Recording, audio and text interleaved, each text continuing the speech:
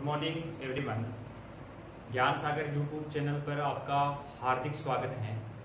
देखो, हमने इससे पहले बहुत सारे टॉपिक को बारे में अच्छी तरीके से जाना है। सर्वोच्च न्यायालय, उच्च न्यायालय के बारे में हमने जाना है। आज हम उस सर्वोच्च न्यायालय की ही क्षेत्राधिकार, शक्तियां या कार्य के बारे में जानेंगे।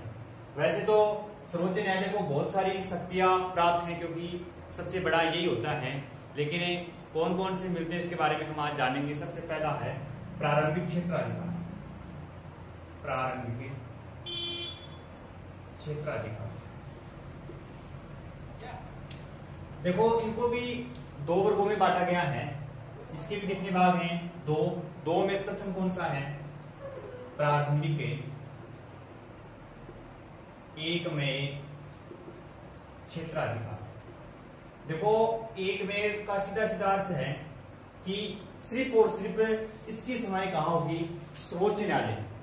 सीधा सीधा मतलब यही है कि इसके भी देखो कौन कौन से बिंदु हम जानेंगे। सबसे पहला बिंदु है कि किसी भी राज्य में विवाद उत्पन्न हो जाए, सीमाओं के विवाद हो सकता है, संवैधानिक विषयों पर विवाद हो सकता है, तो इन सारे विषयों के बारे में कहां पर होगी अपील? सर्वोच्च न्यायालय के द्वारा ही किया जाएगा। अगर दो राज्यों के बीच में संवैधानिक विषयों पर कोई संकट हो जाए, दो राज्यों की सीमाओं के बीच में कोई मतभेद हो जाए, इनके बारे में कहां पर होगी? प्रारंभिक एक में क्षेत्राधिकार। उसके बाद में देखो दूसरा है इसमें प्रारंभिक समवर्ती क्षेत्राधिकार। प्रारंभिक समवर्ती क्षेत्राधिकार। प्रारंभिक क्षेत्राधिकार के दो भाग हैं, मैंने पहले भी बताया। प्रारंभिक एक में क्षेत्राधिकार और दूसरा कौन सा है? प्रारंभिक समवर्ती क्षेत्राधिकार। इसका मतलब है इसमें मौलिक अधिकार हो, सीधी बात है, मौलिक अधिकारों के बारे में इस सुनवाई होगी। या और भी जैसे मामले हो सकते हैं, सीधे उच्च न्यायालय में भी इसकी हो सकती हैं, मौलिक अधिकारों के बारे में कुछ अगर हो तो देखो उसके बाद में दूसरा भाग है इसका अपीलीय क्षेत्राधिकार। अपील का सीधा सीधा अर्थ है अपील करना। अपीलीय क्षेत्राधिकार यह भारत का अंतिम अपीलीय क्षेत्राधिकार है। अंतिम सर्वोच्च न्यायालय, भारत का अंतिम सर्वोच्च न्यायालय है। भारत का अंतिम अपील करने वाला न्यायालय कौन सा है? भारत का सर्वोच्च न्यायालय। जो इसने फैसला सुना दिया, उसके बाद में आप किसी भी न्यायालय में न तो अपील कर सकते हो, न ही किसी की मतलब कुछ भी नहीं कर सकते। इसको भी देखो चार भागों में बांटा गया है। सबसे पहले कौन सा है? सबसे पहला है संवैधानिक। दूसरा है दीवानी। तीसरा है फौजदारी और लास्ट का है विशिष्ट। अपीलीय क्षेत्राधिकार को चार वर्गों में रखा जा सकता है: संवैधानिक, दीवानी, फौजदारी और विशिष्ट। देखो इनके बारे में हम जानते हैं कि ये संवैधानिक क्या होते हैं, दीवानी क्या होता है, फौजदारी क्या है। देखो सबसे पहले है संवैधानिक। किसे? देखो संवैधानिक का मतलब है कि सीधा संविधान के, हमारे संविधान के अनुच्छेद 132 में स्पष्ट रूप से ये लिखा गया है कि यदि उच्च न्यायालय ये प्रमाणित कर दे, उच्च न्यायालय यह प्रमाणित कर दे कि विवाद में संविधान की व्याख्या से संबंधित कानून का कोई महत्वपूर्ण प्रश्न निहित है, तो उच्च न्यायालय के निर्णय की अपील सुप्रीम कोर्ट में की जा सकती है। बहुत ही अच्छी बात लिखी है अनुच्छेद 132 में कि यदि उच्च न्यायालय यह प्रमाणित कर दे कि संविधान, विवाद में संविधान की व्याख्या से संबंधित कोई प्रश्न है या महत्वपूर्ण प्रश्न नहीं है, तो सीधी इसकी अपील कहां की जा सकती है? सुप्रीम कोर्ट में। दूसरा है, मैंने बताया है कौन सा? दीवानी। दीवानी के बारे में देखो, मूल संविधान में उच्च न्यायालय में सुप्रीम कोर्ट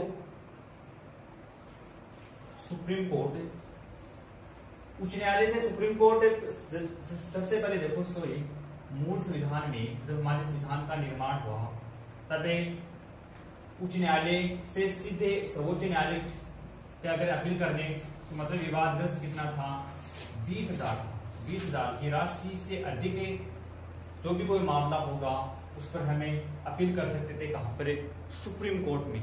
लेकिन 1973 में हुआ 30वां संविधानिक संशोधन, संवैधानिक संशोधन में अनुच्छेद कौन सा है, 133, स्पष्ट रूप से ये लिखा गया कि सीधे अब उच्च न्यायालय के द्वारा या 20,000 की जो राशि थी, सब पहले जब हमारे संविधान का निर्माण हुआ था 20,000 की राशि दी थी, अब इसको 20,000 राशि को हटा करे सारे दीवानी मामले कहां पर सीधे प्रस्तुत किए जा सकते हैं, सुप्रीम कोर्ट में, सर्वोच्च न्यायालय में। इसके बाद में देखो तीसरा भाग है, तीसरा है फौजदारी।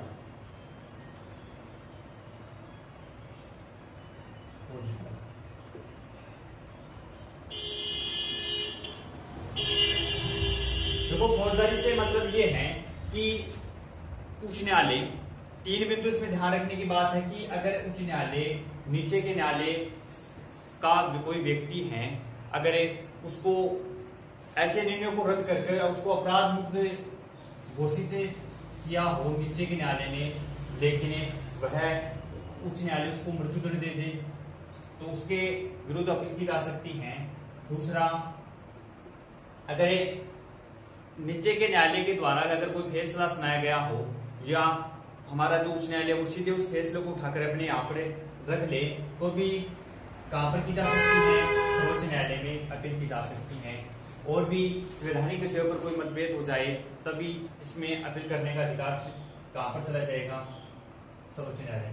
तीसरा है चौथा है विशिष्ट। देखो अब विशिष्ट, चौथा बिंदु था हमारा विशिष्ट। आर्टिकल 135 के अनुसार कि सैनिक न्यायालय को छोड़कर शेष सभी न्यायालयों का विरुद्ध सर्वोच्च न्यायालय में अपील करने की अनुमति प्रदान करता है कौन, हमारा सर्वोच्च न्यायालय। उसके बाद में देखो अगला, अपील करने के लिए विशेष आज्ञा देने का अधिकार, अपील देने के लिए विशेष आज्ञा देने का अधिकार।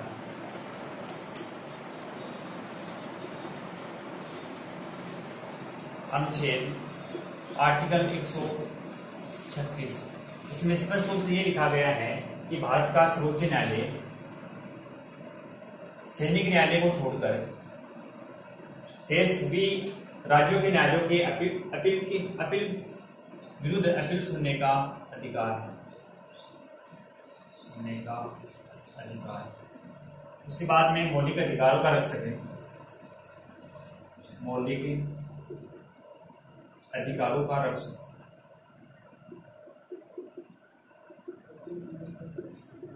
हमें प्राप्त मौलिक अधिकारों का संरक्षण करने का अधिकार हमारे सर्वोच्च न्यायालय को, उच्च न्यायालय को हो सकता है। हम सीधे सर्वोच्च न्यायालय में इसकी अपील कर सकते हैं।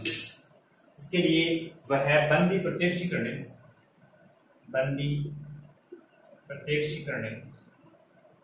परमादेश, उसके बाद में अधिकार संप्रेषण,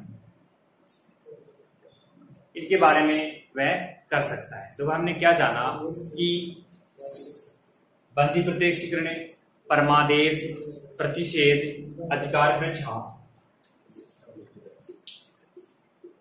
और संप्रेक्षण, इनमें क्या कर सकता है, वह लेख जारी कर सकता है। उसके बाद में देखो अभिलेख न्यायालय,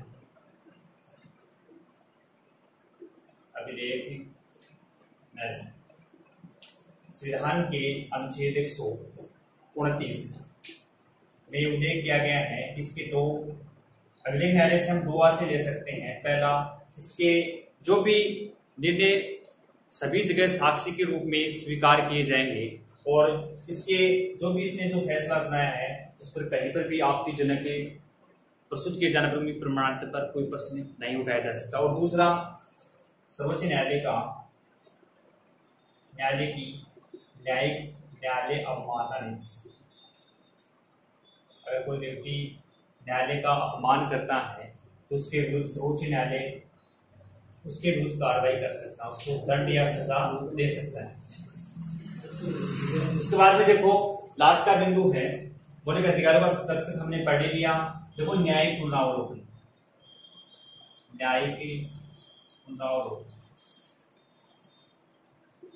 हमारे सर्वोच्च न्यायालय को कानून की वैधानिकता जांच करने का अधिकार प्राप्त किया गया है। आर्टिकल 131 और 132 में ये स्पष्ट रूप से लिखा गया है कि यह कानून राज्य संसद या राज्य विधानमंडलों के द्वारा बनाए गए मौलिक अधिकारों के विरुद्ध कोई भी अगर कानून बना दे या संविधान से संबंधित कोई भी अगर कानून बनाते हैं तो उनको अवैधानिक घोषित करने का अधिकार किसको होगा? हमारे सर्वोच्च न्यायालय को होगा। तो मित्रों, हमने सर्वोच्च न्यायालय के क्षेत्राधिकार एवं शक्तियों के बारे में जाना। आशा करता हूं कि आपको ये वीडियो अच्छा लगा होगा। अगर अच्छा लगा तो लाइक, शेयर, सब्सक्राइब करना ना भूलें और आगे भी हमारी क्लास आप देखते रहिए, अपने मित्रों से सब्सक्राइब करवाइए और हम आपका साथ ही हमारा सहयोग है। धन्यवाद।